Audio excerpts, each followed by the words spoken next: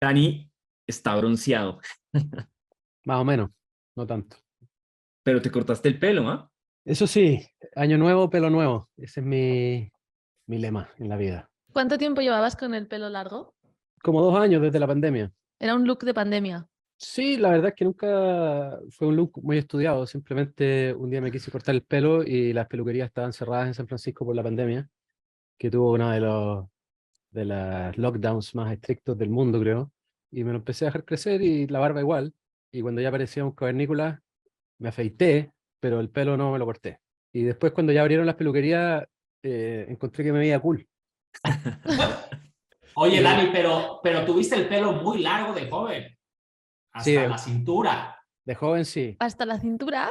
No, no sé si hasta la cintura, pero sí lo tuve largo y tuve peinados también estrambóticos. Tuve dreadlocks y cosas por el estilo. Wow.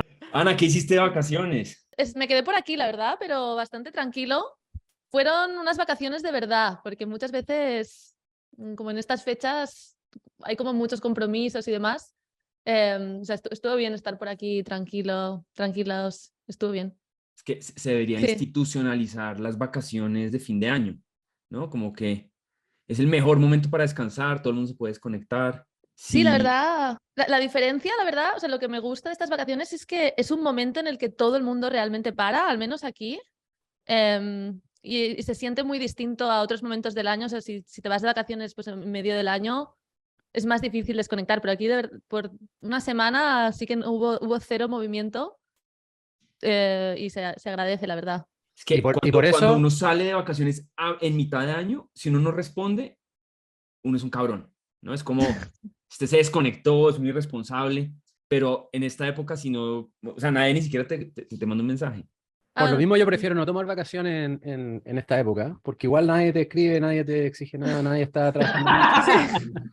El Entonces, huraño de es Dani. verdad. entonces mejor tomar vacaciones. Bueno, es que ahora que yo soy empleado tengo que pensar diferente. Estas tácticas. Eso es exactamente lo que iba a decir. Así piensan los empleados. Se van la segunda semana de enero porque se pueden tomar esas 2 semanas anteriores y luego otras 2 de vacaciones. Así es. Yo puedo hacer un curso de cómo optimizar vacaciones ahora que ya no soy emprendedor. Las tácticas del empleado. Y Miguel, ¿qué Mediocridad hiciste one on tú? one. ¿Cómo? Mediocridad one on one. Así va a llamar mi curso. Total. Yo estuve en Punta Cana. Ah, Una delicia y súper recomendado. Gran sitio. Tiene una infraestructura como de turismo muy buena y uno la pasa muy bien y está cerca. buenísimo. Sí, ¿tú, Fede, qué hiciste? Yo por ahí estuve con la familia, que no es un descanso, caray, pero estuve con la familia ahí en la playa y así. Muy bien, buen break para cargar baterías, para arrancar el año que viene un año serio, un año de lucha.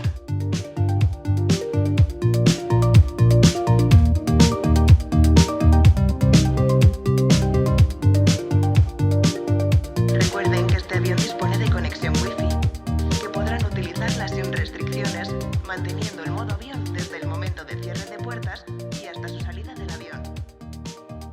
Esto es Beta Podcast. Es una conversación abierta entre emprendedores e inversionistas del ecosistema de Venture Capital y tecnología en Latinoamérica. La razón es bien simple.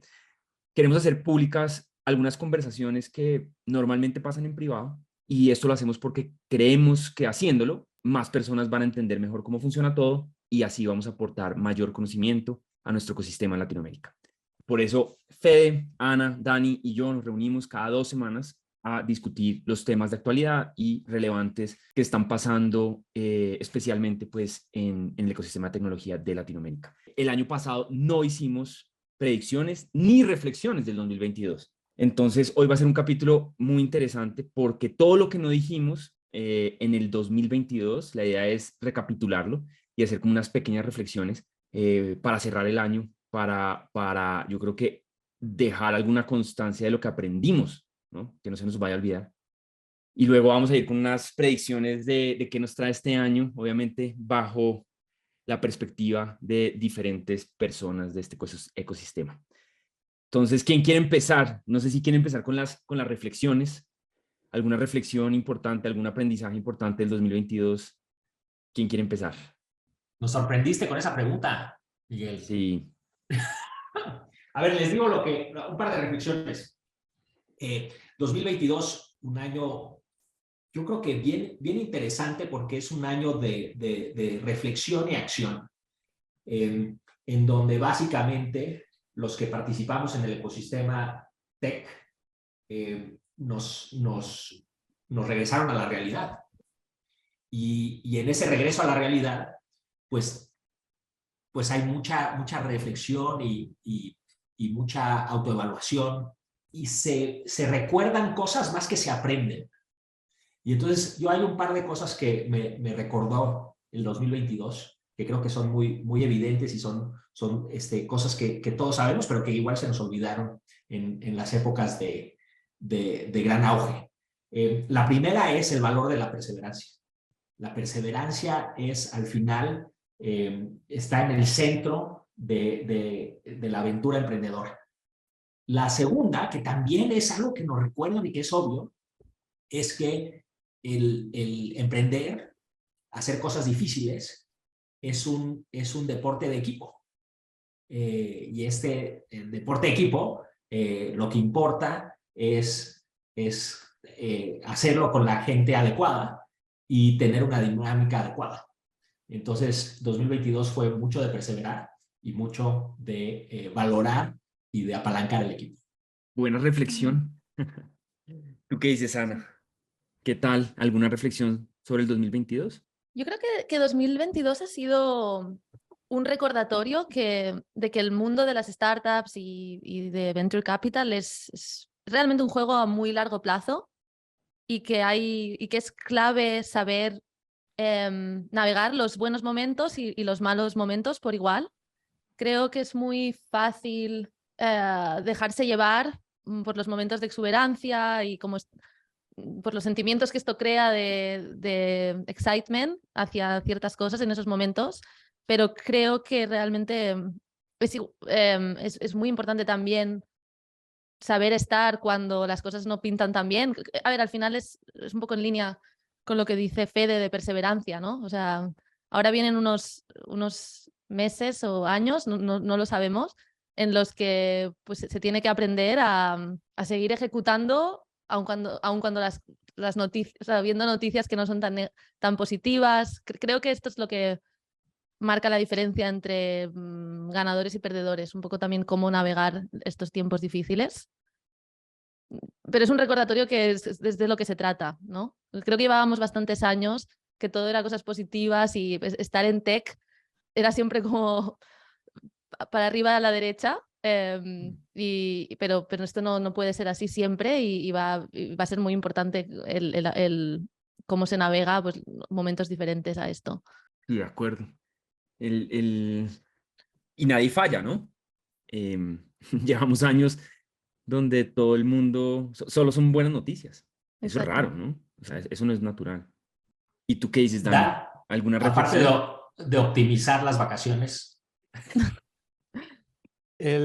No, mi reflexión sobre 2022 es que fue un año de regresión a la media, donde volvimos un poco a cómo han sido las cosas históricamente, donde hacer una empresa vuelve a ser difícil, como ha sido siempre, donde creo que vamos a ver menos de estos emprendedores de perfil banquero de inversión que vienen al mundo tech porque creen que pueden ganar más dinero y que están en el negocio, ¿cierto?, de solo ganar dinero.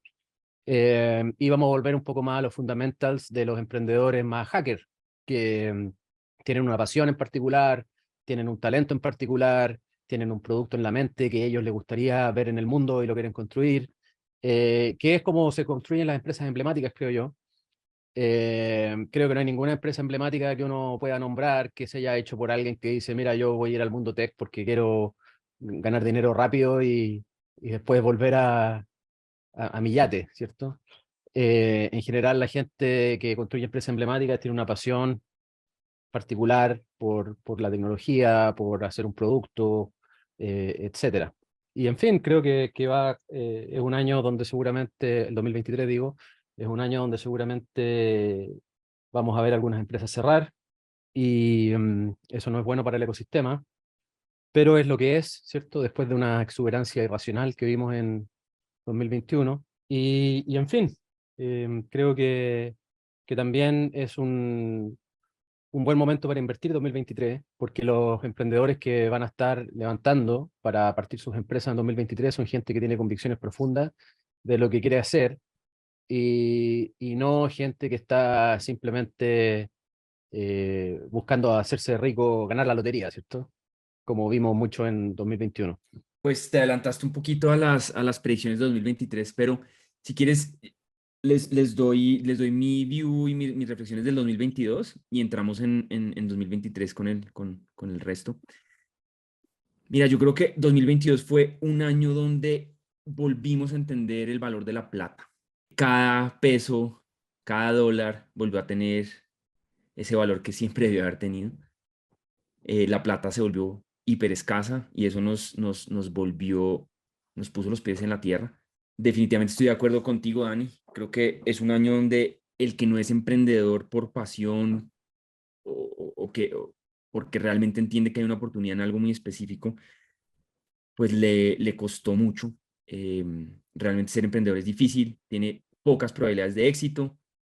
La perseverancia es una de las cosas más importantes y definitivamente si uno está tratando de optimizar el outcome digamos, en términos económicos, yo creo que emprender no es el camino con el que se puede obtener mayor retorno o mayor probabilidad de retorno. Entonces seguramente eso, como dices, yo creo que le puso también los pies en la tierra a mucha gente que su espíritu y su personalidad no es de emprendedor. Pero creo que Déjame hay nada más reaccionar rápidamente a una cosa que tú dijiste y que dice Dani, que es, en 2022 se aprecia lo difícil que es ser emprendedor y construir productos. Yo creo que también se aprecia lo difícil que es invertir. Y así como llegaron turistas a emprender, como los describe Dani, también llegaron turistas a invertir. Sí.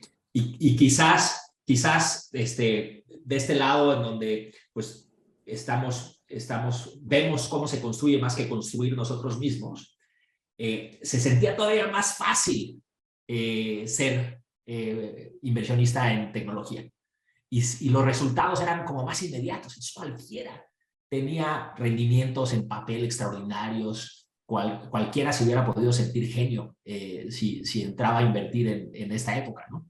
Y entonces yo creo que lo mismo que describes, Dani, que lo mismo que describes tú, Miguel, sucedió con los inversionistas. Y vamos a regresar a inversionistas más misioneros que oportunistas, o misioneras que oportunistas, y eso va a ser buenísimo. Totalmente. Muchas veces hablamos mucho del emprendedor, pero definitivamente demasiada gente nueva entrando en este negocio. Y eso no es malo, ¿no? Simplemente son nuevos y están empezando y ojalá les vaya increíble y ojalá estén por muchos años aquí, pero definitivamente pues no es tan fácil como parece. Una cosa que a mí me encanta decir siempre es que nos dimos cuenta de realmente quién sabe de esto y quién no. Porque durante la creación de muchos de estos nuevos fondos, pues obviamente, y el crecimiento de muchos de estos fondos, pues se necesita contratar personas que de pronto no tienen poca experiencia en esto, y de un momento a otro, esas personas que están empezando en este mundo son los que le están dando los consejos a los emprendedores, y los emprendedores los oyen como si ellos supieran algo, como si tuvieran alguna experiencia o creando una compañía o invirtiendo, y eso genera un círculo, digamos, yo diría que negativo en cuanto al know-how del ecosistema, ¿no? Es poner un montón de personas que deberían saber lo que están haciendo, pero realmente no lo saben, no porque sean tontos, simplemente porque tienen muy poco tiempo en el ecosistema. Y eso creo que a todos los que les ha pasado, pues se han dado cuenta de lo malo que es uno pensar que el inversionista pues sabe más que el emprendedor en muchas ocasiones, pues no es verdad. Y más pues dado ese fenómeno, ¿no? ¿Qué opinas de eso? Ana, ¿qué opinas de eso? Sí, no, realmente es un fenómeno que ocurre bastante. Estaba pensando, o sea, yo creo que hay muchas cosas buenas como del momento en el que estamos. Creo que es bueno que se limpie un poco el ecosistema de turistas, como decíamos. También creo que, aunque los turistas generen ruido, no deja de ser bueno para el ecosistema que se vayan alternando estas fases, ¿no? Porque cuando hablamos de turistas también hablamos de gente que se anima a entrar en esta, pues, no sé, hablábamos del PIS, por ejemplo, hace unos episodios, ¿no? Entonces, momentos de exuberancia también hacen que pues, el PIS se animen a sumarse al ecosistema e invertir por primera vez en fondos, ecosistemas de ángeles. No sé qué va a pasar, por ejemplo, este año con inversiones ángeles. Creo que esto ha sido algo que ha ayudado mucho al ecosistema en los últimos años y en parte ha sido así por un poco el ambiente que se había creado alrededor de inversiones. El otro tema que a mí personalmente me preocupa un poco de la nueva, como de esta nueva realidad, es colectivos como mujeres o otros colectivos que quizá en general pues tienen una relación con el riesgo un poco diferente. Quizá en los últimos años pues se han animado más a emprender y la coyuntura actual pues puede hacer que se retroceda y que son colectivos que no los pondría como al lado de los banqueros de inversión queriendo hacer dinero, pero quizás son colectivos que quizá piensan más en, oye, este riesgo y demás. Entonces, bueno, creo que es sano estos ciclos, pero lo bueno de los ciclos de exuberancia es que también se avanza. Hay más ruido, pero también se avanza mucho en ciertas áreas. Sí, absolutamente. Obviamente los ciclos de exuberancia también ayudan a que el ecosistema se desarrolle y avance un montón, independientemente de todo el ruido que haya. Y cuando se acaba esa exuberancia, muchas de estas empresas quedan en problemas y eso tampoco es bueno para el ecosistema. Entonces, eh, yo creo que lo óptimo sería que nunca hubiera tanta exuberancia ni tanto pesimismo, Sí. sino que siempre estuviéramos más en una banda más razonable, ¿cierto? Pero obviamente hay factores externos como la inflación, como la guerra, como la subida de las tasas de interés, sobre los cuales el ecosistema no tiene ningún control. Entonces tampoco se puede esperar que sea muy diferente de lo que es. Bueno, y te tengo mi última reflexión. La dificultad de operar multipaís. Muy bueno. Creo Muy que bueno. absolutamente todo el mundo que tiene una empresa en más de un país y está operando se dio cuenta en el 2022 de lo difícil que es expandirse a otro país, sea cual sea, por muchas razones. Conocimiento local, acceso a talento. Y esa me gusta, el acceso a talento. Uno cree que el talento, o uno siempre pensó que el talento escalaba. Perdón, no escalaba. Que hay más talento del que uno se imagina. Realmente el talento es muy, muy escaso en todos los países. Conseguir personas demasiado buenas, de pronto uno lo logró en un país y cuando uno se va a otro país, uno cree que eso escala y tengo 3 buenos, entonces voy a escalar por 10, mi compañía ahora va a tener 30 buenos. Es difícil, difícil. Y bueno, simplemente creo que absolutamente todo este ecosistema hoy en día le tiene más respeto a la internacionalización de los negocios de lo pues, que antes.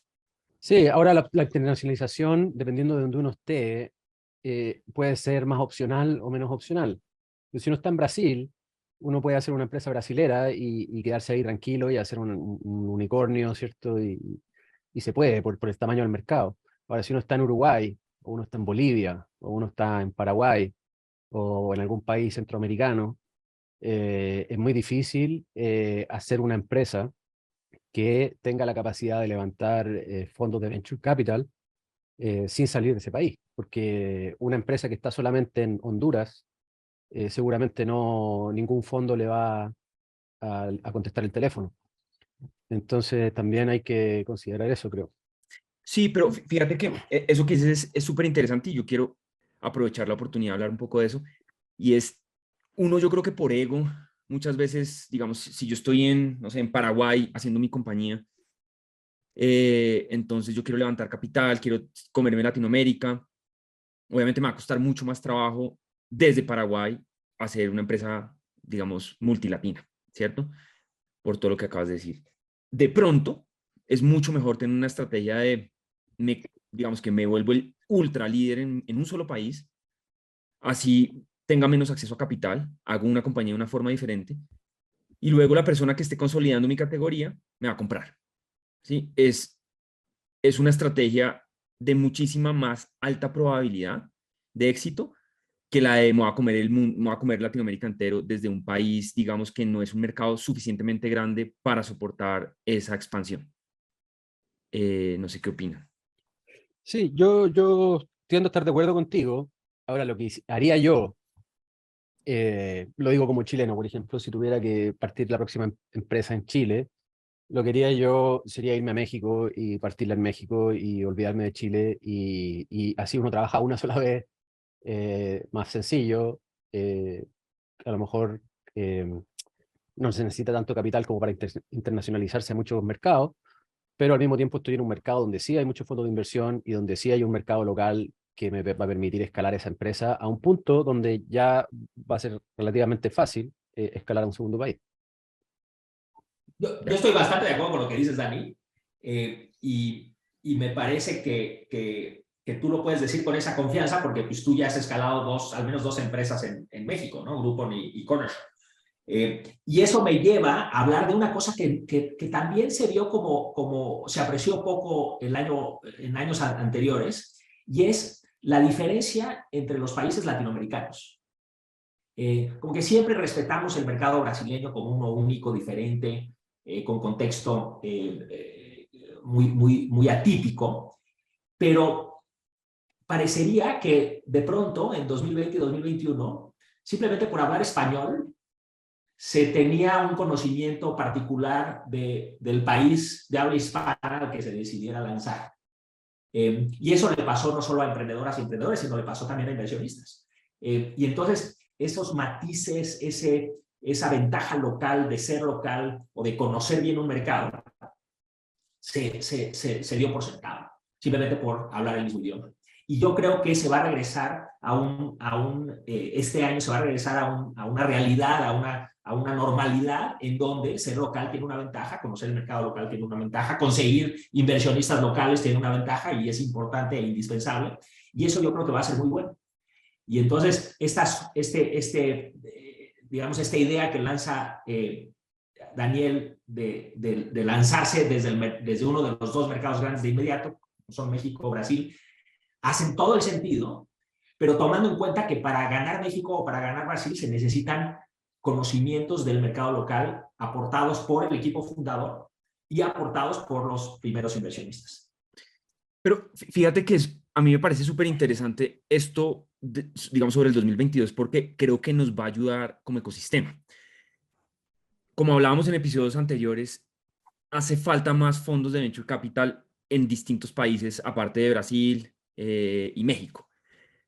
Pero esos fondos pueden empezar a surgir como unos microfondos, digamos, fondos de 5 millones, 10 millones, 20 millones, enfocados y con una simple estrategia que sea saco compañías adelante localmente, o sea, no las expando internacional, sino les doy el capital que necesitan para tomarse el mercado local y luego el trabajo es integración latinoamericana con otras compañías latinoamericanas.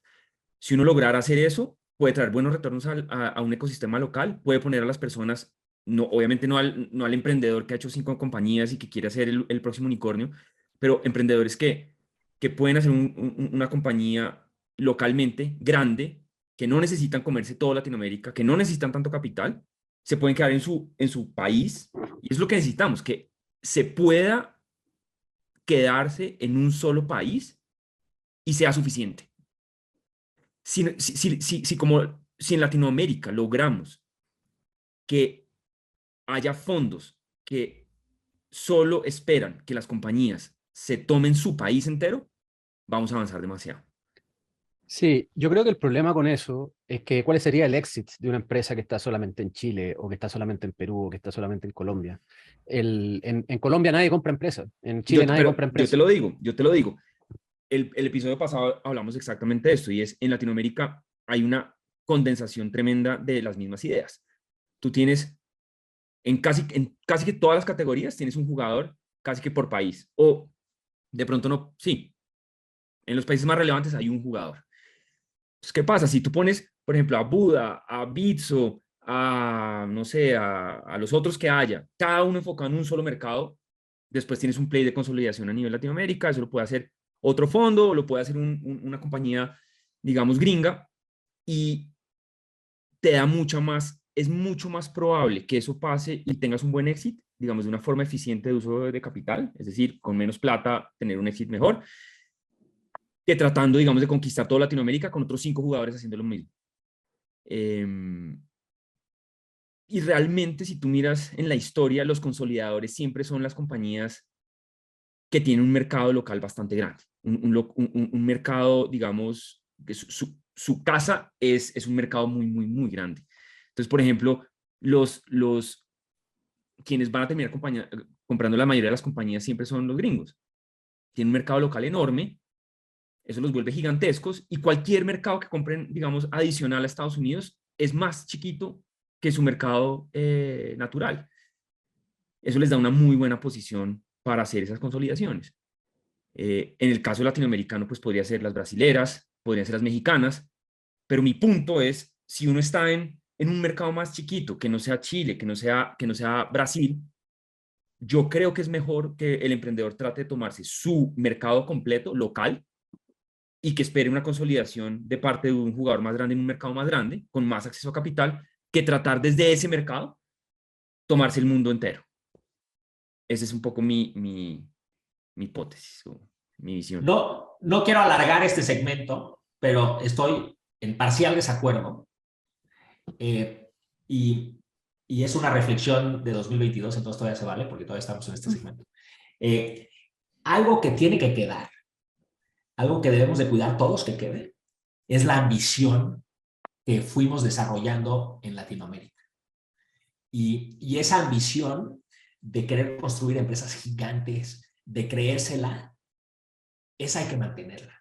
Y obviamente mucho más realista, mucho más consciente, valorando el capital, valorando el talento, valorando la dificultad de expandir, valorando los matices locales, pero esa ambición es clave mantenerla. Y yo creo que el planteamiento que tú propones, Miguel, no está en línea con esa ambición. Que sigamos construyendo empresas gigantes, vamos, desde Chile, desde Colombia, desde Uruguay, sí, venga. pero mira, esto, ¿por qué toco este tema? Y me encanta que hayas dado esa respuesta. Hace unos capítulos hablábamos de la importancia que era tratar de hacer un negocio bueno y que no necesariamente lo más importante era tratar de ser un unicornio, sino hacer buenos negocios. Y hacer buenos negocios, pues hay negocios buenos de todas las escalas. Y hablábamos que si solo hay fondos enormes, pues van a haber un montón de oportunidades que quedan, digamos, o emprendedores que no se van a poder fondear porque su negocio o su visión no es suficientemente grande. Y el problema de eso es que hay un montón de emprendedores que tienen un montón de ideas que no escalan, digamos, a esos niveles. Entonces, el outcome de un VC depende, o digamos, lo que necesita de outcome depende de la cantidad de la plata que haya levantado, ¿cierto? Entonces, si tú tienes un fondo local, digamos, en Perú, de $5 millones, pues no necesitas realmente tener un unicornio, ¿sí? Pero el hecho de existir tú como fondo de 5 millones y, de eso, y digamos, de soportar emprendedores que quieren desarrollar el ecosistema peruano, estás generando demasiado valor. Entonces, todo esto yo lo digo no es para decir no soñemos en grande, es el ecosistema necesita de más actores, necesita de más fondos locales más pequeños seguramente que le puedan dar capital sin la visión de me voy a tomar todo Latinoamérica en países, digamos, en mercados pequeños latinoamericanos. No sé si eso es una locura o no, pero si tú vas y miras en Estados Unidos hay fondos de todos los tamaños. Casi que si tú separas Silicon Valley de Nueva York y de Miami, lo que vas a encontrar es que casi que todo el mundo piensa es casi que ciudad a ciudad o casi que estado a estado. Y una de las grandes diferenciaciones que tienen muchos de estos ecosistemas desarrollados, como el de Silicon Valley, es que tiene un poco de todo para todos.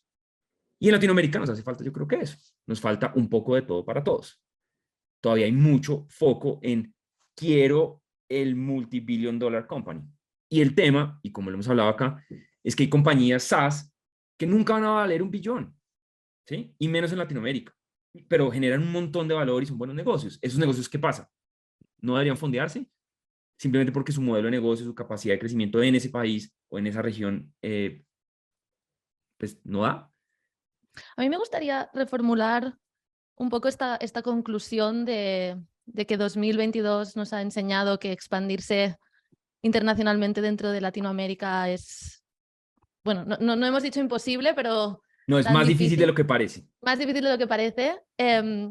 Y la forma en la que me gustaría reformularlo es que al final creo que todo también es un tema de timings del ecosistema. Creo que en parte pues ha habido muchos casos en los que empresas han tenido como que cancelar sus planes de internacionalización, pero precisamente porque el mercado de Venture Capital se ha congelado. Entonces, si esto, bueno, ha habido una desaceleración ahí, lo cual creo que no habla tanto de, oye, esto es más difícil de lo que parece, sino que simplemente ha sido un mal momento quizá de empezar esos planes. ¿Sabes? Como que no es evidente que es porque es difícil, sino porque al final se necesita dinero para hacerlo, y si estás en un momento en el que conseguir dinero es más complicado, pues obviamente pues eso se va a dificultarse aún más. Pero creo que es importante para el ecosistema seguir avanzando en esta idea de que internacionalizarse es posible, y seguir mirando a Latinoamérica como una región, porque eso también ha sido un poco la tesis que ha traído a capital exterior. Y entonces es un tema de naturaleza del negocio, Ana, si me permites complementarlo, es un tema de naturaleza del negocio y es un tema de ritmo de expansión.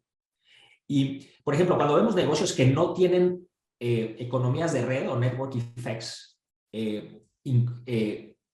fuera de sus países, o sea, un negocio como el negocio de la entrega de comida, del on-demand de comida. No hay muchos network effects fuera de los network effects locales. Network effects locales hay muchísimo, la densidad de los shoppers, la densidad de los clientes, la densidad de los merchants. Ahí hay muchísimas economías de red. Al momento de escalar ese negocio, simplemente se están replicando economías de red locales, pero no hay economías de red internacionales.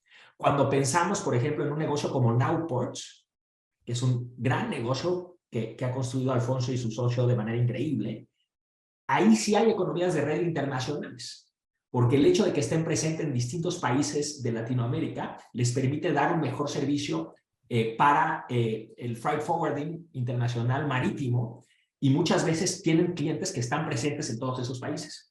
Y entonces yo creo que también hay un tema de economías de red que hay que identificar desde un punto de vista internacional versus local.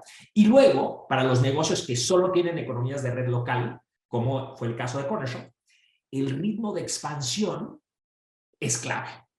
Y atinarle al ritmo de expansión con los recursos que necesita una expansión, recursos humanos, recursos de tecnología, recursos de capital, es clave. Y ahí no le quiero echar tantas flores a Dani, sobre todo que ahorita está con un peinado espectacular, pero el ritmo de expansión de Cornershop fue parte del éxito, porque se fueron súper lento. Y entonces yo sí creo que vamos a revisar hacia atrás el 2020, 21, 22, y vamos a poder definir o identificar como uno de las razones de fracasos el expandirse demasiado rápido. Sí, también es atinarle a la coyuntura macro de cada momento, que eso es, creo, de los trabajos más difíciles del emprendedor y el inversionista. Cuando estás tomando este tipo de decisiones, también un poco saber predecir cómo va a estar el mercado de series C en ese momento del que vas a tener que levantar es bastante... Sí, eso es muy difícil de predecir, pero yo creo que una pregunta que uno se debería hacer como emprendedor todos los días, en la mañana, después de despertar, es ¿qué pasa con mi empresa si es que hay una crisis económica gigantesca en 3 meses más? Eso yo siempre me lo pregunté. Y creo que eso es bastante clave en cómo uno termina operando la empresa. Porque como dijo Miguel antes, el 2022 fue el año donde volvimos a tomar el valor de $1 como $1 y se volvió a valorar la plata como lo que es. Yo creo que eso nunca hay que perderlo de vista y entender que el que alguien te haya dado plata ayer no significa que alguien te va a dar plata mañana. Y independientemente de que a lo mejor tu negocio sí va a estar mejor mañana, porque el costo del capital puede cambiar y eso está completamente fuera de tu control. Entonces, eso creo que es una cosa que cada emprendedor se debería preguntar todos los días. Mm. Y en relación a esto, otra reflexión del año o como uno de los aprendizajes para mí es pensar cómo un caso aislado de una compañía, por ejemplo, FTX, cómo puede impactar a todo el ecosistema de forma brutal, que es algo imposible de predecir, pero sigue siendo, al final, el ecosistema de Venture Capital a nivel mundial sigue siendo pequeño, si lo comparas con la cantidad de dinero que se mueve en el mundo, y muy vulnerable a choques de este tipo, como eventos impredecibles que de repente te cambian completamente la proyección de un sector, porque tú puedes ser muy, o sea, puedes creer mucho en la tecnología cripto y demás, pero al final si todo el mercado detrás de ti, o sea, por ejemplo, nosotros como inversores seed, si todo el mercado detrás de ti está retirándose para atrás, este es otro factor que tú tienes que tener en cuenta. Y bueno, como las relaciones sistémicas de todo esto son muy complicadas. Ese es un gran punto. O sea, si ahorita te llega un deck que dice aplicación de Generative AI en este vertical, lo abres de inmediato. Seguramente habrá competencia por fundear ese deal. Y sin embargo, si estás en sectores que están muy afectados, pensemos el sector PropTech, pensemos el sector InsurTech. Grocery delivery en 15 minutos. Sí, o sea, tienes toda la razón, Ana. Y eso, digamos, es uno de los factores que tienes que tomar en cuenta, como bien dice Dani todas las mañanas, para preguntarte, oye, ¿qué pasa si toda mi vertical de pronto es huida por los inversionistas? ¿Qué pasa si hay un FTX en mi vertical?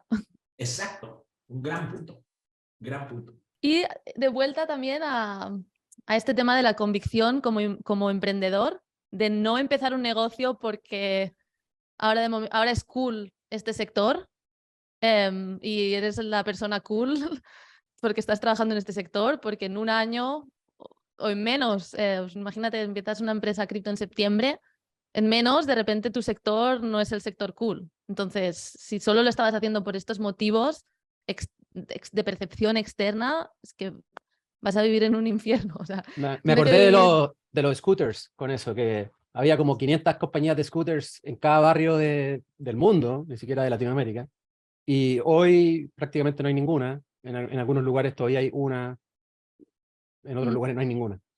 Y todas esas compañías levantaron 50, 100, 200 millones de dólares en cualquier país donde estuvieran, y todo el mundo quería invertir en eso. Yo nunca entendí bien por qué, y desapareció. Sí, digamos, lecciones, esto puede estar catalogado dentro de la categoría de lecciones 2022 y es WeWork, ¿no? Hoy tocó un punto que es su valoración llegó a menos de $1 billón, una empresa que está valuada en, creo que en su mejor momento, 45 billones. Bird, por ejemplo, que era la de las patinetas, hoy vale, creo es algo así como $150 millones. Y creo que hemos visto un montón de ejemplos de compañías que hoy valen 98, 99, 95% menos de lo que valían en su momento. Todo parte de esta burbuja y pues estamos simplemente en la realización de que no todos los negocios son tan buenos, pero tocar la oportunidad, ¿no? Hubiera podido ser increíble. La verdad es que la experiencia de montar en scooter era increíble. Un mundo lleno de scooters es un mundo increíble. No exageremos, Miguel, por favor, no exageremos. No, a mí me encantaba. Yo me he comprado una scooter ahora. Me compré una scooter hace poco. Pero es una delicia, ¿no? O sea, montarse en eso, como agarrarlo, montarse, llegar, o sea, es súper divertido. Sí, mal negocio, pero mal negocio, pero a nivel de usuario y de experiencia de usuario era wow, ¿no? cero Sí. publicidad, crecían como locos, la gente le fascinaba. Sí, pues no lograron los economics. Yo me imagino que en su momento pensaban que iban a poder hacerlas más robustas, que no se las iban a robar, que no sé, que la tecnología iba a avanzar de cierta forma que se iba a poder. Pero no pasó, ¿no? Pero eso es parte del emprendimiento, ¿sí? Fallar. Ahorita ustedes lo decían, pensar en grande, sí, pensar en grande. Y a veces sale y a veces no sale. Eso no quiere decir que uno no pueda, no deba pensar en grande.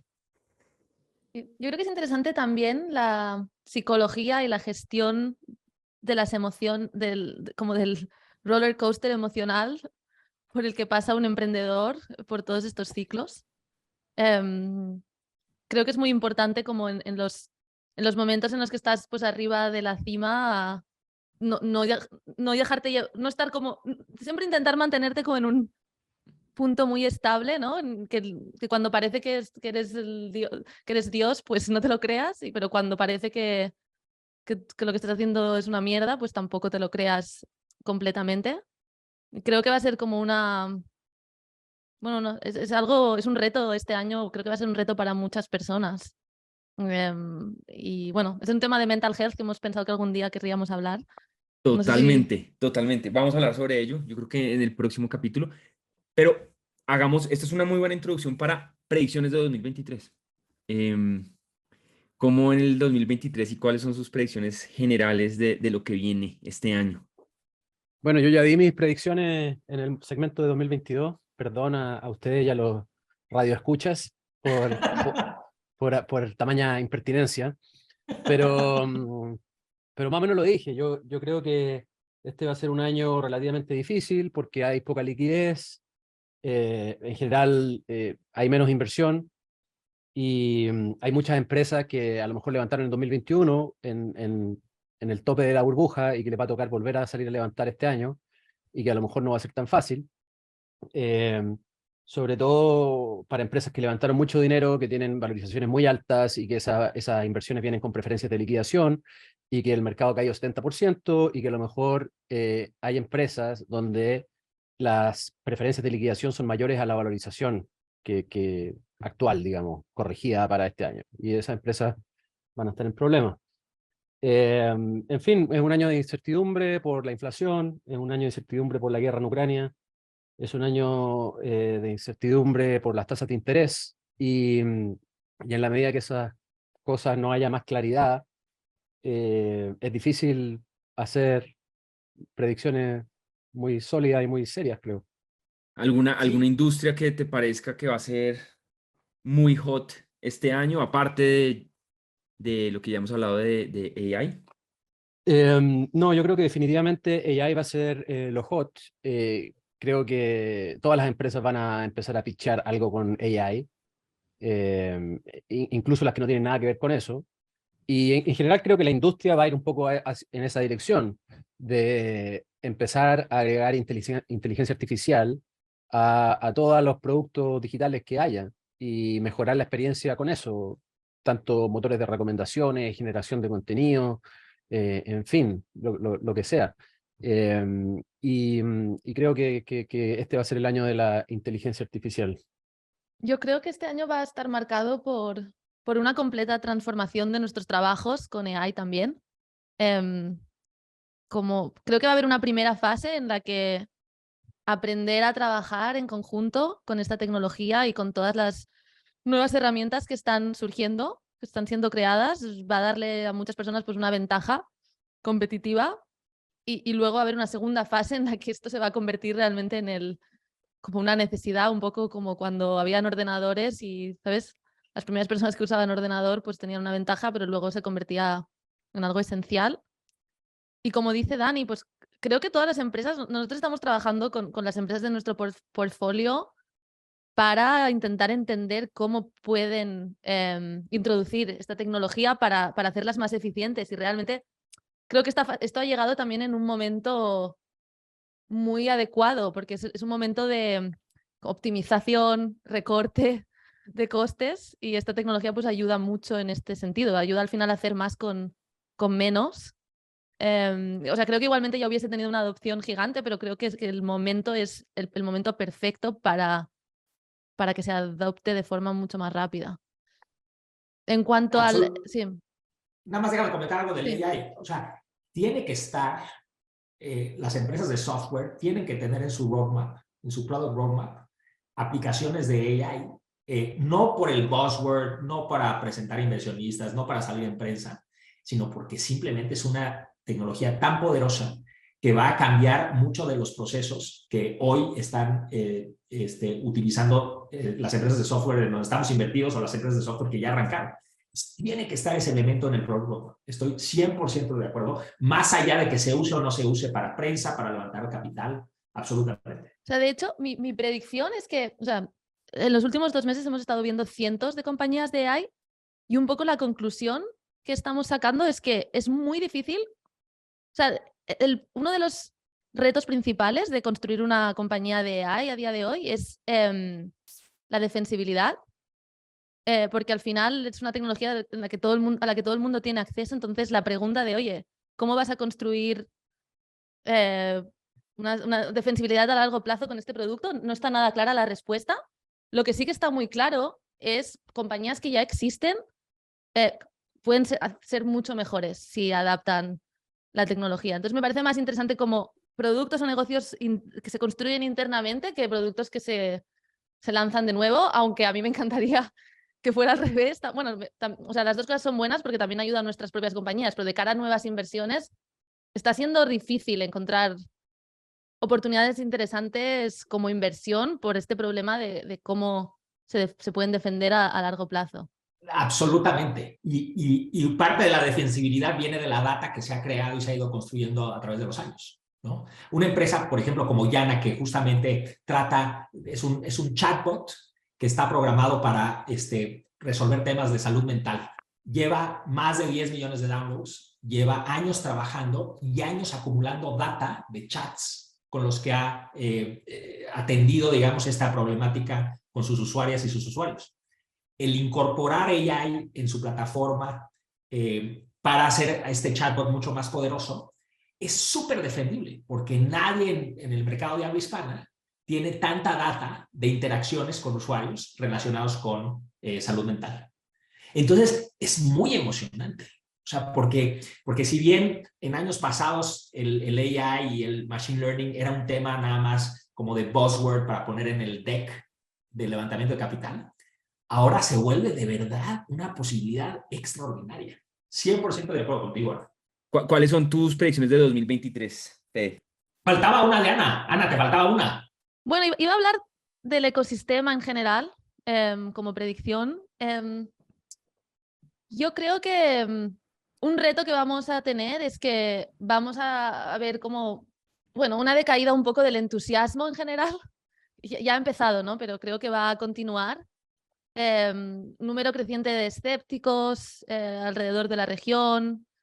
Y bueno, creo que eso que va a ser un reto tanto para las personas bueno, para todo el mundo que trabaja en el ecosistema, para seguir, pues, continuar y un poco lo que comentaba antes en relación a salud mental, gestionar un poco la psicología de todo esto. Es mucho más sencillo, pues, estar en el ecosistema cuando pues, estás siempre en la portada de las buenas noticias que cuando no, pero eso es, o sea, creo que como ecosistema tenemos que trabajar en apoyarnos unos a otros y mantener como un poco los ánimos altos.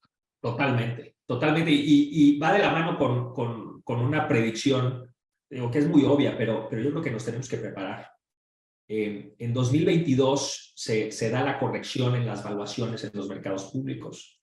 En 2022 se hace muy claro el hecho de que el capital va a ser más caro y mucho más difícil de acceso. En 2023 se va a sentir eso en las empresas. En 2022 se hacen rondas internas en donde inversionistas fortalecen su portafolio para que pueda seguir y levantar capital en un mejor momento. En 2023 digamos, ese acceso va a estar mucho más limitado.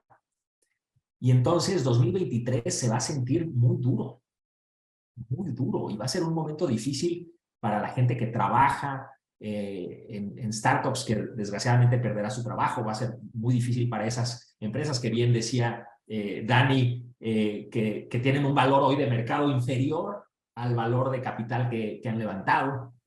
Entonces va a sentir muy duro, muy duro. Y yo creo que eso contrasta con las oportunidades que se van a ver.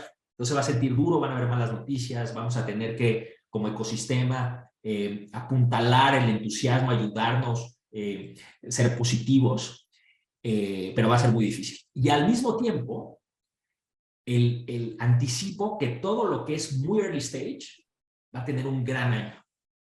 O sea, el early stage, pre-seed, seed, va a ser muy emocionante. Van a haber cosas muy interesantes allá afuera. Van a haber equipos muy experimentados que surgieron en estos momentos que describía Ana como favorables, estos colectivos que se animaron en este momento favorable, pues va a regresar y va a traer nuevas ideas y va a haber capital. Va a haber capital, va a haber interés. Siguen viniendo, por lo menos yo estoy sintiendo el mismo entusiasmo por Latinoamérica de los seed funds y de los early stage funds. Entonces yo creo que va a ser un gran año para el early stage en Latinoamérica. En calidad, va a ser un gran año en actividad, van a ser proyectos bien interesantes. Pues yo estoy de acuerdo en parte con muchas de las cosas que están diciendo. Miren, yo creo que el 2022 estuvo marcado por pocas noticias de fundraising.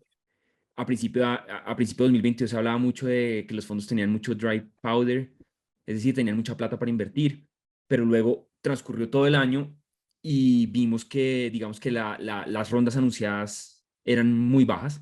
Esto obviamente genera un problema, y es mucha plata se invirtió que no se anunció, que es lo que dice Fede, que básicamente las compañías lo que hicieron fue captar capital seguramente de sus propios inversionistas. Toda esa plata salió de los fondos, se invirtió en estas compañías, se fortalecieron estas compañías, digamos, donde ya estaban invertidas estos fondos.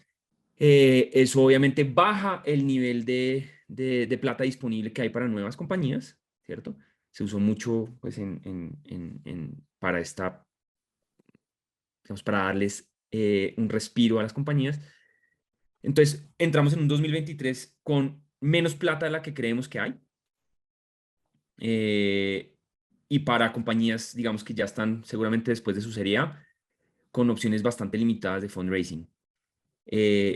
Yo, como he resumido mi predicción del 2023, este es el año donde realmente nuestros miedos se van a hacer realidad, ¿cierto? Porque hemos hablado de muchos miedos y muchas cosas que pueden pasar y todo, pero no lo hemos visto. Y esta semana vi una persona súper famosa, tipo un Charlie Munger gringo, que él decía, lo más impresionante de las burbujas es que nadie se quiebra, ¿sí? Los negocios no se acaban. Y obviamente eso dice mucho, porque es natural que los negocios tengan un ciclo y se vayan acabando, y que cosas que funcionaban después no funcionan, o que cosas que realmente nunca funcionaron deben acabarse, y dejar, digamos, de tomar recursos del ecosistema. Eso es en general para la economía en general, no para startups. Entonces yo creo que este va a ser un año de realización, donde muchos de los miedos que hemos tenido van a empezar a pasar. Entonces 2022 es un año de preocupación, este va a ser un año de ocupación, es decir, donde realmente van a pasar las cosas que tememos. Obviamente, gran parte de ser emprendedor es ser optimista, pero una cosa es ser optimista y otra cosa es ser un idiota. Solo hay esos dos. No, cuando uno tiene suficiente información y cosas, es importante usar esa información. Entonces, uno como emprendedor debe ser optimista, pero no idiota. Y obviamente, pues, uno donde pone la vara o donde nivela es un arte, pero les voy a dar otra predicción no tan optimista. AI, yo creo que va a ser buzz, y se va a acabar rápidamente el buzz, simplemente porque, a pesar de que es una gran tecnología que ha demostrado muchas cosas, está muy joven todavía. Entonces siento que, digamos, que está generando lo que queremos, y es que mucha gente entienda que existe y empieza a pensar en aplicaciones y en nichos y en cosas que se pueden solucionar, pero no está listo.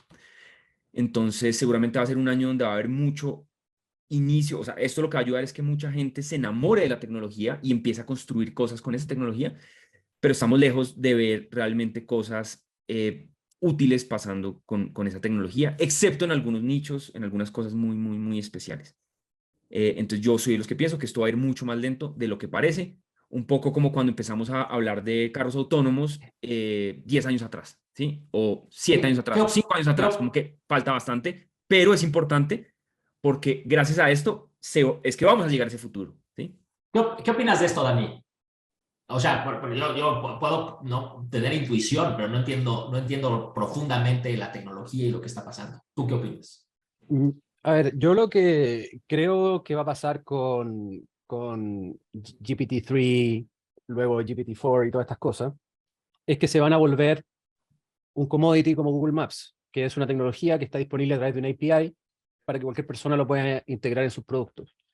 Entonces, creo que más que ver una compañía nueva que solo hace AI, como hemos visto con OpenAI, lo que vamos a ver es que estas compañías como OpenAI, que probablemente va a ser absorbida por Microsoft en algún momento, o Google, que compró DeepMind, ¿cierto?, hace un par de años atrás, es que vamos a ver que con la inteligencia artificial y con todos estos modelos de Machine Learning pasa algo similar a lo que pasó con AWS, con Amazon Web Services, ¿cierto? Que Amazon construye toda esta infraestructura para sí mismo y después la empieza a vender a terceros y después se vuelve un commodity. Cualquier persona que quiere hacer un sitio web hoy o una plataforma tech la construye sobre Amazon Web Services o Google Cloud o Microsoft Azure, que es el equivalente de Microsoft. Creo que con estos modelos va a pasar algo similar. Se van a ofrecer como servicios. Cualquier empresa que los quiera ocupar los va a poder ocupar pagando un pequeño fee por cada transacción que hace con esa API.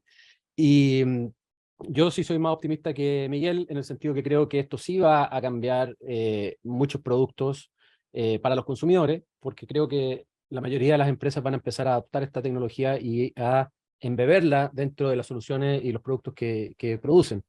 No, mi único tema es 2023. O sea, obvio, Yeah. obvio que yo creo en esto más que nadie, me encanta, pero 2023, a diferencia de lo que muchos piensan, yo no creo que sea un año, digamos, donde esta tecnología esté en su prime time. Ese es mi punto.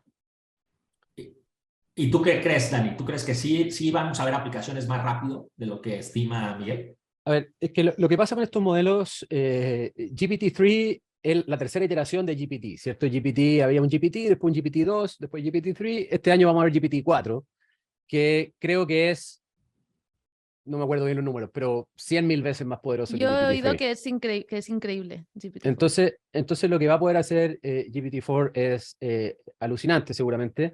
Si te fijas, ChatGPT no está sobre GPT-3, está sobre GPT, una versión casi antes de la 4. O sea que sí, no de debería acuerdo. ser tan diferente a lo que es ChatGPT hoy. Puede ser. Vamos a ver qué tan sorprendente es.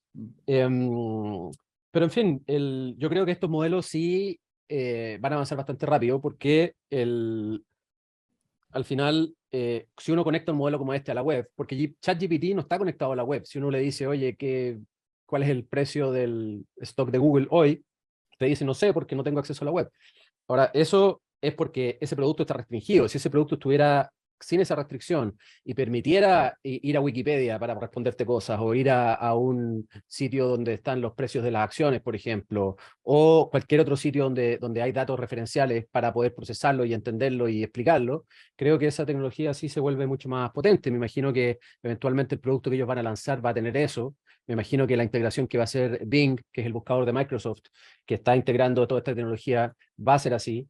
Y creo que eso puede ser muy, muy potente. Creo que puede disrumpir, no sé si esa palabra existe, disrupt el mercado del search. Y creo que Google va a tener que reaccionar. Ahora, también hay que tener en cuenta que los transformers, que es la tecnología detrás de GPT-3, la inventó Google, ¿cierto? Hay un paper famoso que se llama Attention is All You Need, de 2017, donde se da inicio, ¿cierto?, toda esta revolución de los transformers, que es la tecnología sobre la cual está basado GPT-3, y esta tecnología la inventó Google, y Google seguramente tiene, tras bambalinas, algo mucho mejor que GPT-3, o al menos igual de bueno. Las razones por las cuales Google no ha lanzado eso, yo adivino que son, una, porque no hay claridad sobre el copyright y los datos con los que se ocupa para entrenar esto, no hay una claridad porque legal no 100%. funciona bien. Esa es la verdad. O sea, si tú le preguntas 10 cosas, O sea, cuando Es tú que, vas a preguntas específicas, es muy probable que falle. pero Yo ¿por creo qué? No que es verdad. Google es una empresa mucho más grande, o sea, es una empresa enorme y como empresa enorme no puedes lanzar cosas Exactamente, sin exactamente. pensar tanto. Ese es un problema. Y el otro problema es que esto de alguna manera canibaliza el negocio del search, que es la vaca lechera de Google. Entonces Google no tiene ningún incentivo financiero al menos para lanzar una tecnología como esta. Ahora, sobre lo que dijiste, Miguel, recién, GPT-3 te contesta cosas que no tienen sentido a veces porque no está conectado a la web, está desconectado de la web. Entonces se entrena con los datos y queda de una manera estática. Pero ese modelo, si uno lo conecta a la web, para que cuando tú preguntes quién es Albert Einstein, en lugar de responderte lo que se acuerda por su entrenamiento, digamos, va a Wikipedia, parsea rápidamente la página de Albert Einstein y te responde la pregunta, eso es un producto mucho mejor. Pero GPT-3 eso cambiaría la manera de enseñarle al modelo. Y yo me imagino que enseñar al modelo es demasiado caro. eh, y precisamente por eso es que toman una foto de internet en un momento dado y lo ponen a aprender sobre esa foto. Si fuera en tiempo real sería, de yo creo acuerdo, que órdenes de pero magnitud más complejo. Pero mira, el problema que tiene GPT-3 o la expectativa que tiene la gente con ChatGPT hoy es que la gente quiere preguntarle, oye, ¿quién fue más importante para la historia de la humanidad? ¿Luis Pasteur o Albert Einstein? Y GPT-3 te va a responder algo que es lo que llaman alucinar, que es como va a buscar dentro de los entrenamientos y va a construir un texto medio random a partir de eso. Pero GPT-3 ya tiene la capacidad de ir a la página de Wikipedia, leerla en tiempo real, guardarla en su memoria del request que tú estás haciendo, leer la página de Luis Pasteur, leer la página de Albert Einstein y construir una respuesta a partir de eso. Eso ChatGPT no lo está haciendo porque tiene un bloqueo, digamos, el producto que lanzaron al mercado tiene eso bloqueado, pero podría no tenerlo. Y en el momento que tú desbloqueas eso, la máquina se vuelve mucho más potente. Y algunos de los productos que estamos viendo, que yo he visto por ahí dando vueltas, es gente que combina ChatGPT con hacer estos requests asíncronos a Wikipedia, a un sitio web donde hay información financiera o la información que sea, y construir respuestas más sofisticadas de lo que podría construir ChatGPT sin acceso a Internet en ese momento para tu request específico. Entonces, la tecnología es mucho más potente de lo que la gente puede usar hoy. Y yo recomiendo a la gente que le interesan estos temas que en lugar de usar ChatGPT, que es un producto más consumer facing y más, digamos, con limitaciones, que vayan a usar directamente GPT-3 en la beta de OpenAI. Se puede usar directamente GPT-3 y se puede ocupar de una manera mucho más abierta, o que si saben programar, que jueguen con la API y que hagan cosas con la API, porque se puede hacer cosas mucho más sofisticadas de lo que hace ChatGPT. Lo que pasa es que ChatGPT tiene todas estas restricciones por un poco lo que decía Ana también. Uno no puede lanzar un producto que te va a responder cosas que solo que porque leyó por ahí en Internet, ¿cierto? Porque el Internet está lleno de racismo, sexismo y cosas nefarias que uno no quiere que su producto tenga, y por eso tiene todas estas restricciones. Entonces, esa sí creo que es una parte donde hay que perfeccionar y preocuparse mucho más. ¿Cómo hacemos que estas inteligencias artificiales no aprendan todas las cosas malas que hay dando vuelta en Internet? ¿Y quién va a ser la persona que va a decidir qué es lo bueno y qué es lo malo, ¿cierto? Porque también eso también hay implicancias éticas y, en fin, son temas complicados. A mí lo que más me fascina de todo este tema de inteligencia artificial es cómo pone de cabeza las leyes de copyright, porque estos modelos se entrenaron con información abierta de Wikipedia y mucha información que gente ha publicado y que gente no ha entregado su consentimiento para que se ocupe para entrenarse en un modelo de este tipo, ¿cierto? Entonces, ¿qué pasa si, por ejemplo, con las imágenes? DALL-E genera una imagen. Ese modelo se entrenó con un montón de imágenes de ilustradores que gastaron su tiempo y su dinero en producir esas ilustraciones. Después DALL-E se entrena con esas imágenes sin que estos ilustradores sepan, y después ese mismo modelo está dejando sin trabajo a estos ilustradores, ¿cierto? Que fueron los que proveyeron todo el contenido para entrenarlo. Eso es un dilema ético súper profundo, súper interesante, y para el cual no hay un marco de discusión estructurado, y estas son cosas sobre las que vamos a tener que aprender a discutir. ¿Qué pasa con el copyright? ¿Qué pasa ¿cierto? Con un montón de cosas que las leyes actuales no consideran? Ah, sí, ya sé. ¿Vieron este tweet? Sí. A ver, aquí de pronto.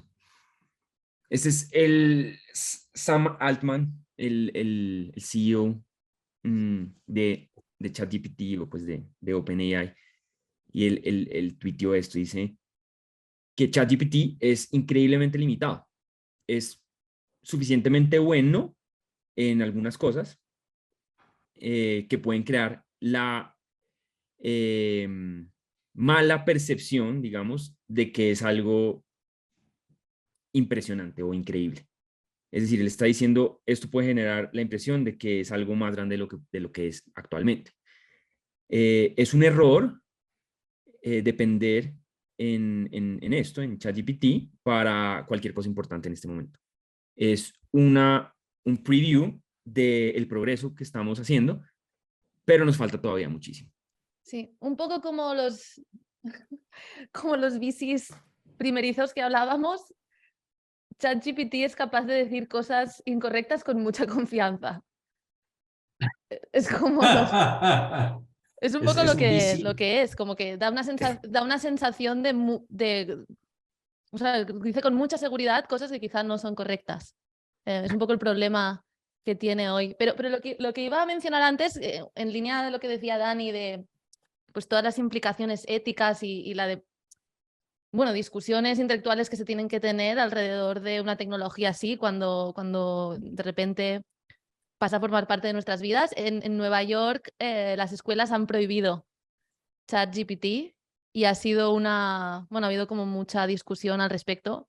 O sea, obviamente esto impacta a muchas personas, pero los profesores, por ejemplo, imagínate ser ahora un profesor que les está poniendo deberes a tus alumnos de hacer redacciones. De repente aparece esta tecnología, ¿cómo lidias con esto? Es un problema súper difícil y la primera reacción ha sido prohibirlo.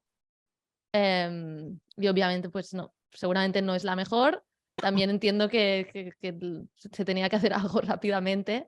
Sí, pero lo puedes acceder desde tu casa, ¿no? Entonces, Sí, no sé como que qué significa estás no significa simplemente... prohibirlo. No sé cómo cómo lo No, hacen. que banean de las redes. Entonces tú desde, Quizás desde la desde, escuela desde no, la red pero de la escuela no puedes entrar. Yo creo que es una forma simplemente de decir, no estamos de acuerdo con esto y punto. Porque pues tampoco lo puedes parar, ¿no?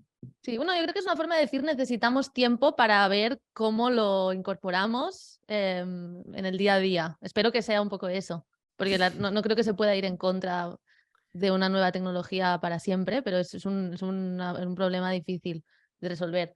El otro tema Seguramente es como las matemáticas, ¿no? Pues antes con la no se calculadora, lo usaba la comparaban con la calculadora. calculadora, cuando apareció la calculadora, por ejemplo. Total. Sí, y el otro tema, yo sí que pienso que 2023 va a ser un año importante para Generative AI, pero creo que una de las cosas que sigue siendo, o sea, si algo puede frenar un poco toda esta trend, yo creo que los costes computacionales siguen siendo un reto para la evolución de esta tecnología.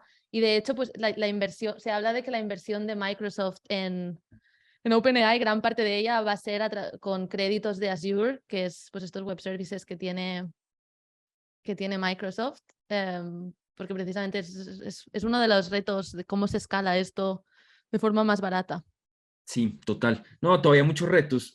Otra vez, mi predicción de 2023 es simplemente que esto no es tan grande como parece. Hoy lo será y es suficientemente grande para incentivar a un montón de emprendedores y emprendedoras a que entren en este mundo a construir sobre esa tecnología o esa tecnología, porque definitivamente lo que hemos visto que es capaz de hacer es increíble y sí es capaz de hacer muy bien cosas de nicho. Entonces sí veremos seguramente bastante desarrollo en temas de nichos específicos que usan tecnología como esta. No sé si vieron, una persona tomó como todos las transcripciones como del podcast, de un podcast. Entonces básicamente primero pasó todo por AI, lo pasa a texto y luego se lo da a un modelo parecido al que usa ChatGPT y le permite preguntarle cualquier cosa que hayan dicho en ese podcast. Entonces, digamos que un uso que sí veo es, por ejemplo, el mejoramiento o poder usar estas cosas para buscar sobre contenido que antes no se podía buscar, ¿sí? Eso es increíble. Es increíble. Obviamente, un YouTube ya lo lleva haciendo un tiempo, pero no lo hace tan bien. En cambio, imagínate si tú puedes decir, oye, quiero ver en Beta Podcast que han hablado sobre tal, y te sale todo impresionante. Eso hoy se puede hacer, pero son cosas de nicho, problemas acotados. Pero bueno, eso sobre eso, simplemente para dar un take contrario sobre algo que todo el mundo está pensando diferente.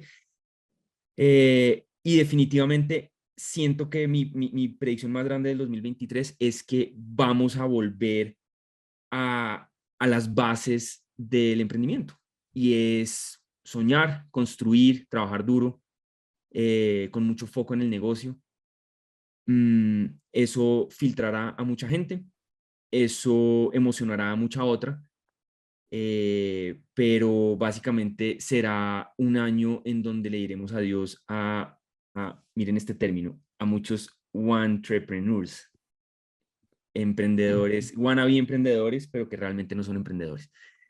Y que lo hacen o por estilo de vida o porque definitivamente es muy cool, pero que definitivamente no están dispuestos a pasar por los malos momentos y por toda la convicción que se necesita para hacer cualquier cosa, o construir una empresa, que es realmente muy difícil.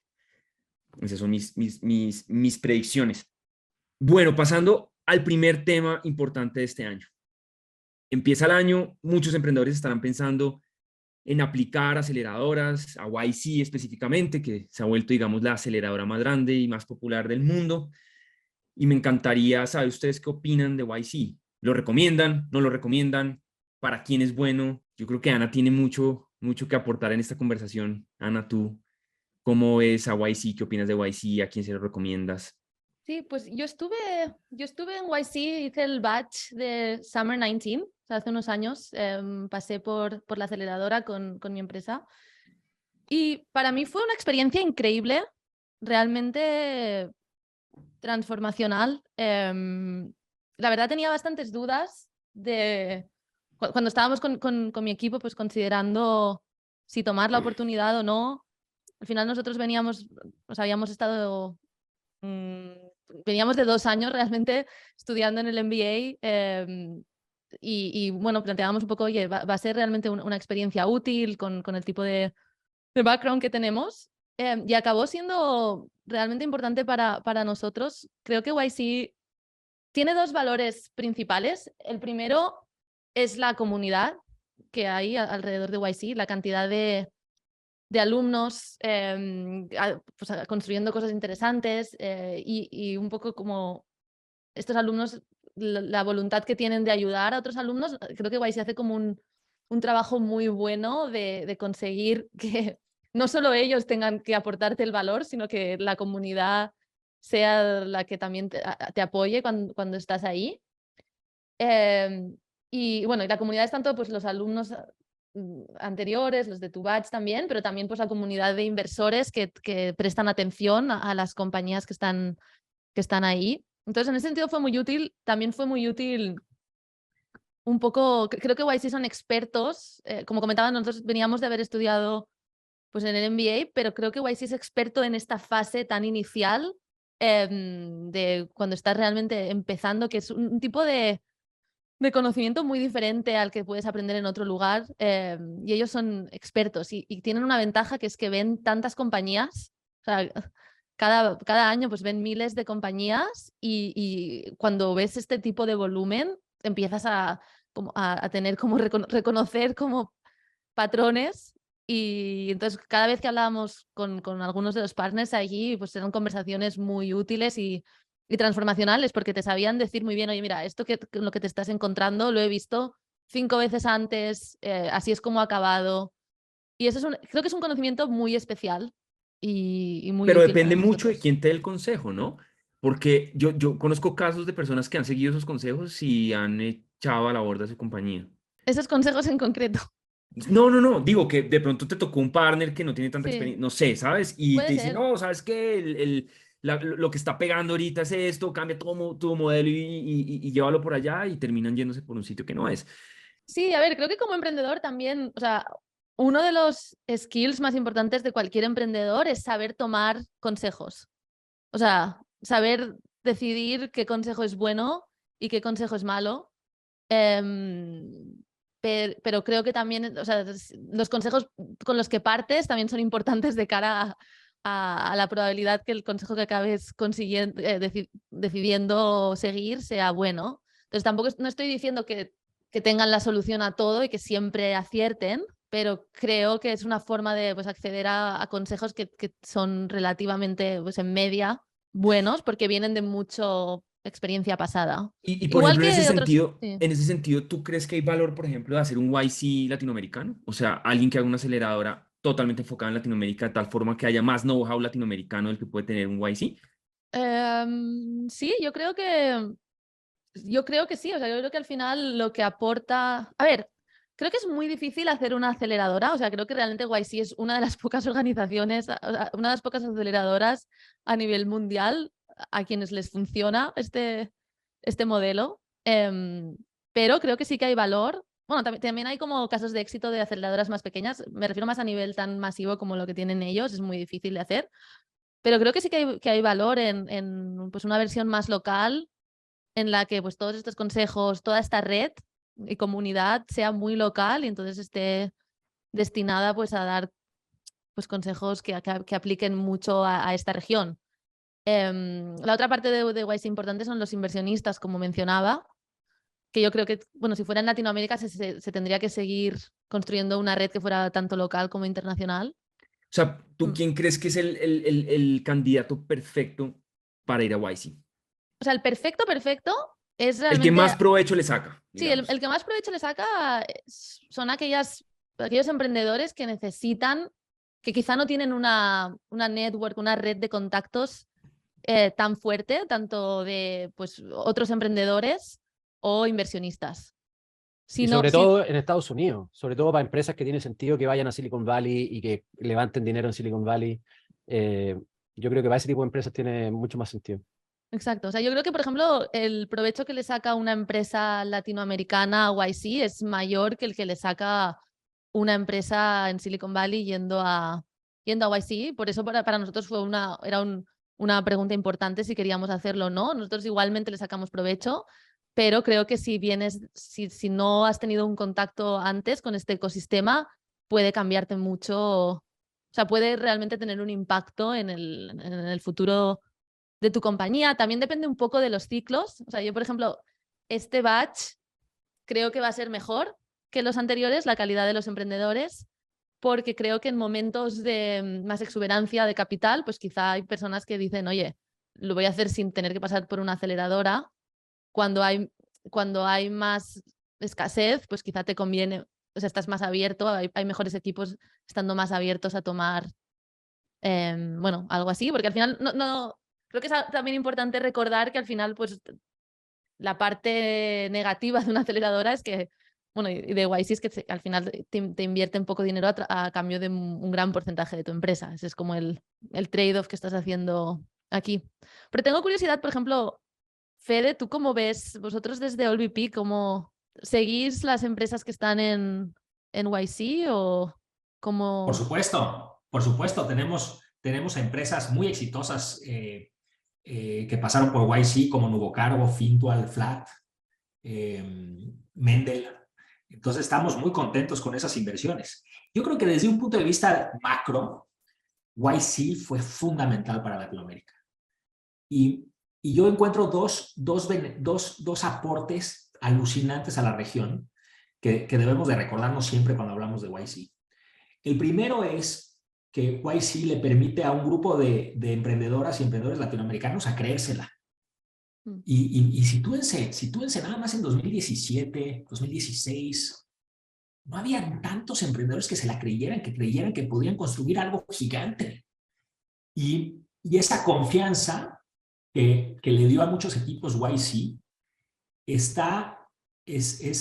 en parte, o explica en parte, el éxito de muchos escalamientos y de muchas startups que hoy admiramos muchísimo.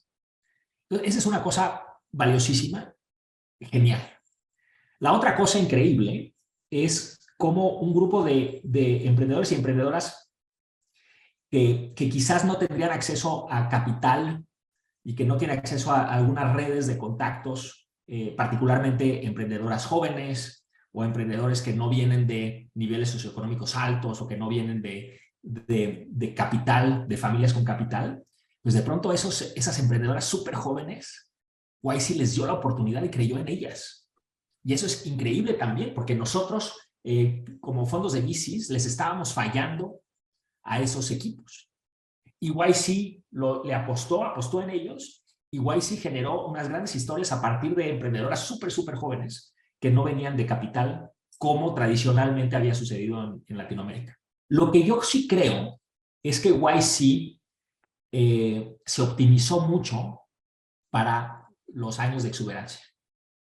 Las metodologías del Demo Day, las condiciones incluso últimas, que tienen condiciones que yo creo que están, que ahora son poco adaptadas al mercado. Y yo lo que me encantaría, y estoy seguro, Ana, que tú juegas un papel ahí en la comunidad, sería interesante, o va a ser muy interesante ver cómo YC se va a adaptar al nuevo entorno, con menos FOMO, con menos, con una lógica de due diligence más razonable. En este entorno, ¿qué va a hacer YC? ¿Qué rol va a tomar? Va a ser muy interesante porque los necesitamos, sobre todo en Latinoamérica. ¿Es una pregunta o una pregunta retórica? Bueno, sí, es una pregunta retórica, pero si hay pistas, sería increíble que nos las comentaras. O sea, ¿cómo se está adaptando YC en este nuevo entorno en donde hay due diligence, en donde ya no hay tanto FOMO, en donde no se trata de generar un hockey stick de 6 semanas para levantar el capital que se quiera? ¿Qué está haciendo? Yo creo que algo muy interesante para los emprendedores o emprendedoras escuchando es leer lo podemos poner quizá en el texto del podcast, un comunicado que Michael Siebel, que hasta hace poco era el presidente de YC, envió, como creo que era en mayo o así, cuando pareció que la situación macroeconómica estaba empezando a cambiar, un poco hablando de pues cómo iban, un poco predicciones y consejos para los emprendedores de cómo iban a ser los próximos años. Creo que es algo que recomiendo a todo el mundo leer, y sí que he notado pues un cambio de chip en los mensajes que se envían. Fueron bastante rápidos en reaccionar, y como reunirse con los equipos y tener como reuniones con los equipos para hablarles un poco de cómo veían los próximos años, igual que hemos hecho nosotros en NFX, igual que habéis hecho vosotros en AllVP, Fede. Pero sí, yo creo que este batch, claro, el batch empezó el lunes, no sé cómo va a ser. Tengo curiosidad de hablar con emprendedoras cuando empiece, un poco cuáles son esos mensajes, pero está claro que ya ha cambiado un poco el tono. Ana, Sí. ¿cuál es la tasa de éxito o de mortalidad de las compañías YC? ¿Eso lo Pues lo publican? o sea, un dato interesante es que en cada batch hay un par de unicornios, históricamente. O sea, tú estás puedes saber que, o sea, como inversor, por ejemplo, puedes ver a todas las compañías y dices, oye, sé que de esta lista 2 van a ser unicornios. Esto ha sido bastante consistente los últimos años, lo cual es bastante impresionante. Pero no sé de mortalidad. Imagino que mortalidad bastante alta, la verdad. Mortalidad bastante alta. Por ejemplo, de tu batch, o sea, No lo sé. no sé, de tus amigos o la gente que conoces. No O sé, sea, quizá ¿todos siguen 50-50. funcionando? Quizá 50-50 siguen funcionando o no. Sí.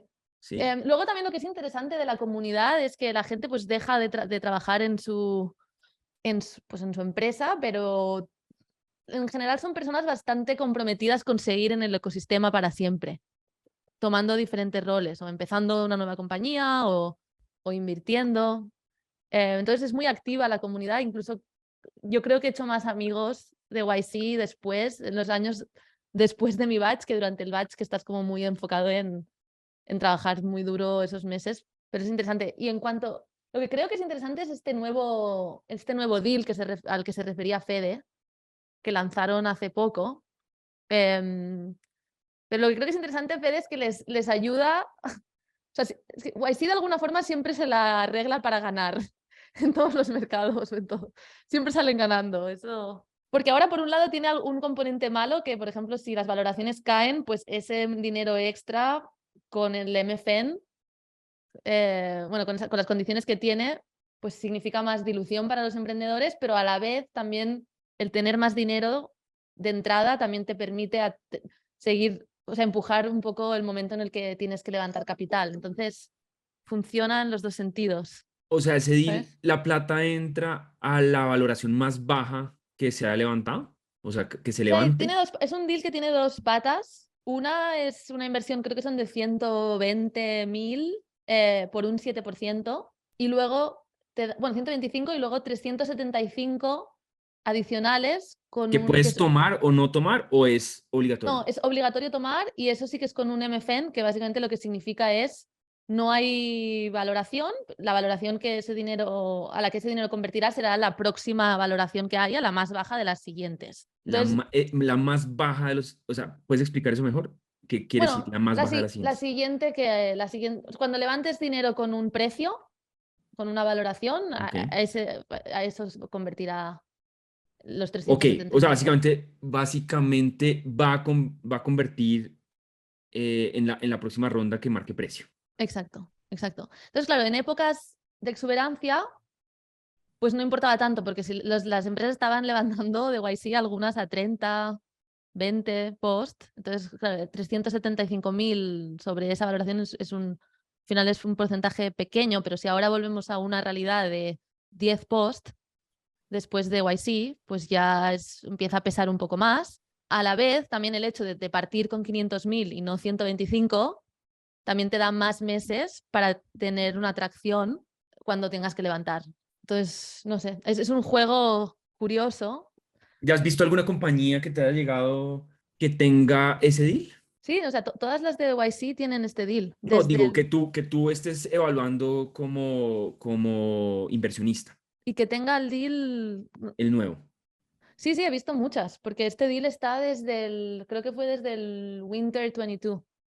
Y te genera como inversionista, ¿se ve bien? O sea, O sea, un ¿qué poco. piensan los inversionistas de ese tranche de $375.000 adicionales? Yo creo que el riesgo, o sea, lo que está sucediendo está haciendo un poco difícil para inversionistas institucionales con fondos grandes. Está haciendo un poco difícil invertir en compañías de YC, porque al final, como fondo grande, si eres un fondo que lidera rondas, por ejemplo, necesitas una participación importante en las compañías en las que inviertes. Tipo Entonces, 20-25%. o 15. Sí, Ok, de 10 a 15, 20, digamos. 20, de 10 a 20.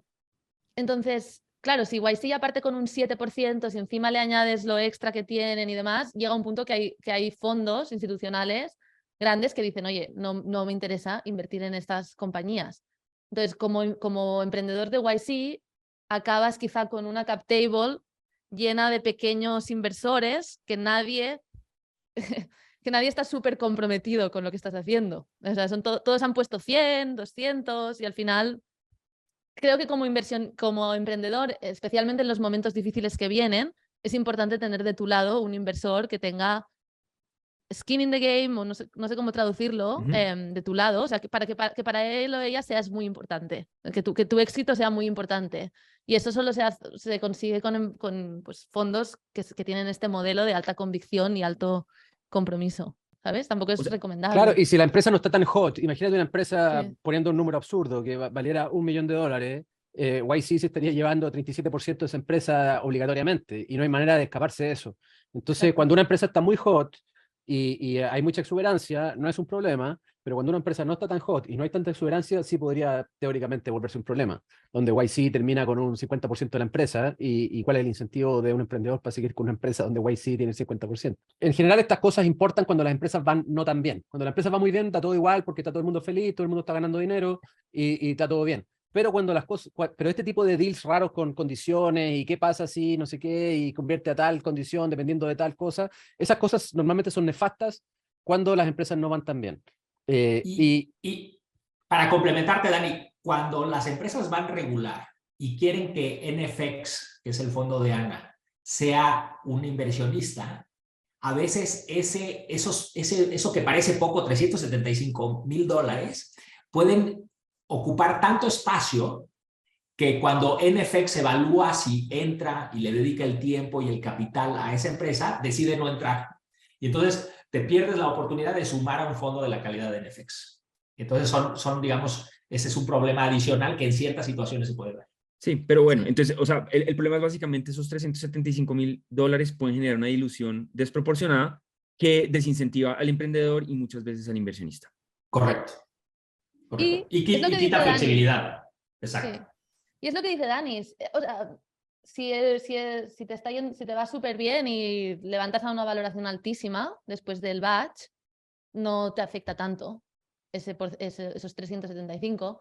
Si no te va tan bien, y bueno, y lo de irte también, o sea, hemos de recordar que no solo depende de tu negocio, también depende de la situación macroeconómica en la que te encuentres. Pues ahora mismo las valoraciones son así o son así, depende de la situación. Pues si las valoraciones son más bajas, de repente el 375 empieza a pesar más. A la vez, lo que a mí me parece interesante, y por lo que creo que es una decisión inteligente por parte de YC, es que a la vez también tienes más dinero como emprendedor para poder sobrevivir un poco más sin tener que levantar. Entonces, si estás en ese grupo en el que tienes que levantar la que las valoraciones disponibles para ti son bajas, puedes tomar la decisión, es una decisión arriesgada, pero puedes tomar la decisión de posponer un poco el momento de levantar. Pero es arriesgada porque quién sabe qué va a pasar y también te pierdes un poco la oportunidad de capturar ese FOMO que YC crea a final del batch. O sea, es mucho más difícil levantar capital 3 meses después del Demo Day que el Demo Day. Entonces, son decisiones difíciles de los founders en esos momentos. Un tema adicional para terminar, este capítulo ha tocado muchos temas. No necesita de mucha explicación, es cómo ven en Silicon Valley el venture debt. Ana, No, simplemente sí, o sea, díganos, Ana. no digo en compañías muy grandes, sino desde que ya empiezas a tener acceso a ella, ¿cómo se ve eso? ¿Recomendable, poco recomendable? No sé, No deuda, la que es un hemos tema un poco hablado en delicado. esto. ¿Sí? Es un tema un poco delicado. Sí. A ver, estamos sufriendo, las empresas que tienen venture debt están sufriendo. Porque le quita flexibilidad, otra vez, es lo que hablábamos de este tranche adicional de YC. Las empresas que tienen venture debt pues enfrentan pagos de interés, tienen un capital que es senior al equity, y cuando las cosas se ponen mal, se pone más difícil cuando tienes venture debt. Es un poco similar. En épocas en donde hay mucho equity que puede entrar, el venture debt es un vehículo bien bonito para financiar deuda, si es que tú eres una empresa que da deuda, o para financiar compra de activos. En épocas buenas es muy bueno. Es muy, muy bueno táctico, es un financiamiento táctico maravilloso. En épocas difíciles, el venture debt es una dimensión adicional, es una presión adicional a los flujos y es una presión adicional en los cap tables que está afectando a las startups. Entonces, es parte de la dificultad que estamos enfrentando todos como inversionistas y como emprendedoras en este 2023. Pero es un buen framework. Cuando las cosas van bien, funciona. Cuando las cosas están mal, pueden complicar las cosas. Obviamente, pues cada quien decidirá qué hace y por qué lo hace, pero ahí hay un buen resumen de ambas cosas, YC y Venture Debt. Bueno, pues muchas gracias a todos. Primer capítulo 2023. Nos vemos en 2 semanas con muchos más temas, más interesantes, ojalá con muchas más noticias. Ya estamos, yo creo que todos ansiosos de que empiece este año y empiece a generar noticias, nuevos emprendimientos, nuevas inversiones y ojalá pues mucho entusiasmo para todo este ecosistema. Entonces, muchas gracias a todos y nos vemos pronto.